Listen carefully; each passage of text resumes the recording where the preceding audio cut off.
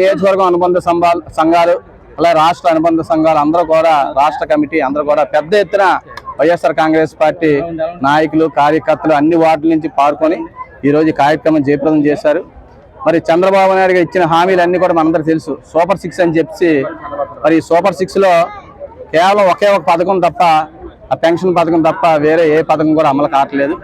మరి దీని మీద ప్రజల తరపున మీ వైఎస్ఆర్ కాంగ్రెస్ పార్టీ రాష్ట్ర వ్యాప్తంగా మరి ప్రజల తరపున అడిగేందుకు ఈరోజు ఈ కార్యక్రమం పెట్టడం జరిగింది.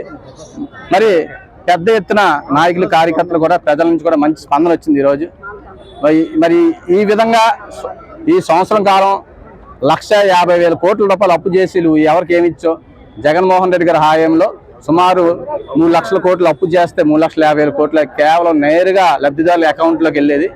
ఇప్పుడు ఈ 1,50,000 కోట్లు సంవత్సరంలోనే అప్పు చేసి ఎవరికి ఏ పథకం ఇవ్వకుండా మరి మీరు చేస్తున్నటువంటి కార్యక్రమాలు మీరు కేవలం అమరావతి తప్ప రాష్ట్రం అంతా వదిలేశారు. ఇలాంటి మహానగరం జీవీఎంసీకి కమిషనర్ లేకుండా అయిపోయింది. మేము చేసినటువంటి ఆ రోజులో శాంక్షన్ చేసిన నిధులు ఈ రోజు కొబ్బరికాయలు కొట్టడం, మీరు అధికారంలోకి వచ్చాక 3-4 నెలలు అన్ని వర్క్లు ఆపండి అని చెప్పి ఈ 4-5 నెలలు